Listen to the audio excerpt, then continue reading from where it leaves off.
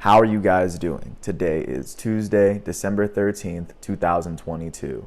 I'm James Sims, and for this episode of The Elite, I'm going to do an individual elite profile for Gleyber Torres. The elite infielder for the New York Yankees is turning 26. He plays second base and shortstop. He has just come off of his 5th season in the MLB after making the All-Star game in his first 2 years. Over his last 5 years in the MLB, he's made it to the playoffs every single year, and he has been a very important player for the Yankees in every single year of them.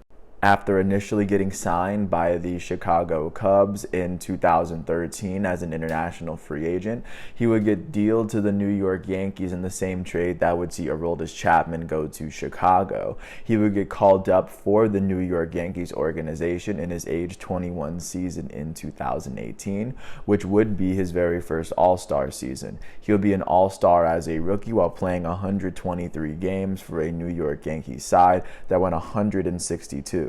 They would finish second in the NL East as they would have 100 wins in a season for the first time since 2009. That year, Gleyber Torres would finish with 115 hits in the 123 games he played, with 6 less hits than games. He had 54 runs, 16 doubles. He would hit 24 home runs alongside 77 RBIs. He would finish with just 1 less strikeout than game played, as he had a .271 batting average on the year, which is of course a lot better than a lot of people would like to admit. He would go on and finish with an .820 OPS to finish out the year, which would be 22 points better than the average American League hitter. Following this season, he would finish 3rd in American League Rookie of the Year voting. This year, he would finish behind Shohei Ohtani and his own teammate Miguel Andujar. Once that 2018 season was over and he was already named an All-Star, the Yankees would end up losing in the divisional series after they beat the Athletics in the wild card. They would lose to the Red Sox 3-1 in a season that would see the Red Sox go on and beat the Dodgers in the World Series 4-1. This would transition into Gleyber Torres' second season of 5 so far. In his second All-Star season in 2022, he would play 144 games in a season where the Yankees would finish with a 103-59 record. That would be the first time they had 103 wins since 2019, and of course their second season in a row with 100 wins, their first back-to-back 100-win season since 2003. So far, 144 games are the most games that he's played in a season, at least until this date. As in 2019, he would be named an All-Star, finishing with 152 hits in 144 games, with 8 more hits than games played. Gleyber Torres would have 15 less strikeouts than games played in 2019. He would finish with 26 doubles, making it the first time that he would have over 20 doubles in a season. He would finish with no triples. However, his 38 home runs and 90 RBIs are still his career high in those statistical categories. The only seasons in his career so far where he's had over 30 home runs and over 80 RBIs. He would finish with a .278 batting average, the highest that he would log in his career. His .535 slugging percentage would be the only season in his career to date where his slugging percentage was over 500, and his .871 OPS would be the highest in his career. It would be 28 points higher than the average American League hitter. He would finish with 292 total bases, the most bases in his career, as he finished 8 bases shy of 300. Following the 2019 season, the New York Yankees would win the American League Division Series by sweeping the Twins 3-0, before they would end up losing in the AL Championship Series to the Houston Astros. That year, the Astros would lose in 7 games to the Washington Nationals in the 2019 World Series. This would lead into Gleyber Torres' 3rd season with the New York Yankees. In 2020, which is also known as the season that would be shortened because of COVID, Gleyber Torres would play 42 games in a season where the New York Yankees would put up a 33-27 record. They had the second best record as they would qualify for the playoffs for what would be the 4th year in a row at that point. 2020 would see him miss a couple of games, as in that season he would finish with 33 hits in 42 games. He had 9 less hits than games played, as he had 17 runs. 8 doubles, 3 home runs, and 16 RBIs in that season.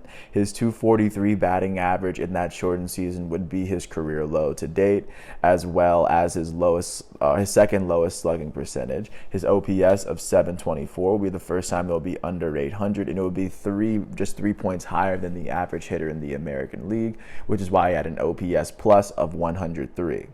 He would finish with just 50 total bases in those 42 games, as once that 2020 season would come to an end, the Yankees would win their first playoff series, beating the Cleveland Indians 2-0, before losing in the American League Division Series to the Tampa Bay Rays 3-2. The Tampa Bay Rays would go on to represent the American League in the World Series, where they would lose to the LA Dodgers in 6 games. So, of course, that's how that season would end. This would lead into Gleyber Torres' 4th season with New York. In his age 24 season in 2021, he would play 127 games in a season where the New York Yankees would have a 92-70 record. Compared to the last full season, they would put up 11 less wins. However, they would qualify for the playoffs for the 5th year in a row, the 4th time in a year in Gleyber Torres' career.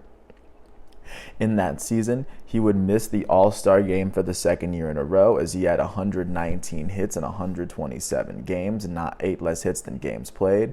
He finished with 50 runs on the year, 22 doubles. He would finish with 9 home runs alongside 51 RBIs, which is triple what he did in the shortened season. He would finish with a .259 batting average, as he had 23 less strikeouts than games played. He would finish with a career low in slugging percentage at .366 and a career low OPS of .697, the only season to date where it's been below 700. His OPS was 7 points lower than the average hitter in the American League, finishing with an OPS of 93. Once the 2021 season would come to an end, the Yankees would lose in the wild card game to the Boston Red Sox. That year, the Houston Astros would be the team that made it out of the American League, just to lose in the World Series to the Atlanta Braves, and this would lead us into this most recent season that Gleyber Torres has played. So far, in his 5th season in the MLB, all with the Yankees, he would play 140 games for the 2nd time in his career, in a season where the Yankees would put together a 99-63 record. They have made the playoffs all 5 of the years Gleyber Torres has been in the league, and right now they've made it to the playoffs the last 6 seasons running. In this past season, Gleyber Torres would finish with 135 hits in those 140 games. That's 5 less hits than games played. He would finish with 11 less strikeouts than games played as well. He had 73 runs on the year, as he had 28 doubles, so far his career high in that statistical category. He would record just his 2nd triple of his career last year, as he had 24 home runs and 76 RBIs. He would record 10 stolen bases. The 2nd year in a row, he had a double-digit amount of stolen bases. He would finish with a .257 batting average, which is below his career low and the 2nd lowest of his career to date. His .310 on-base percentage this past season was the lowest of his career. He would put together a .761 OPS, which would be 14 points better than the average hitter in the American League. His .237 total bases would be the 2nd most in his first 5 years in this league. And once this season would come to an end, the New York Yankees would end up beating the Cleveland Guardians in the Division Series to lose in the American League Championship Series to the Astros in the same season, where Gleyber Torres' teammate Aaron Judge would win the MVP of the American League. So that, of course, brings us to where we are right now, as Gleyber Torres is entering his 6th season in the MLB with the New York Yankees, wearing number 25. I can't wait to see when he returns to that form, if he returns to that form. But of course, I do think that he's definitely capable of it. I just think that once he slows everything down, he can be a very meaningful contributor to this team. With that said, I hope all is well, and I'll catch you with more tomorrow. I want to thank you for following through, and I'll catch you with more. And I want to thank the Pro Baseball Reference websites, as well as the MLB and the ESPN sites as well. Thanks for listening, and I'll catch you with more tomorrow. Thanks for listening to my piece, and peace out.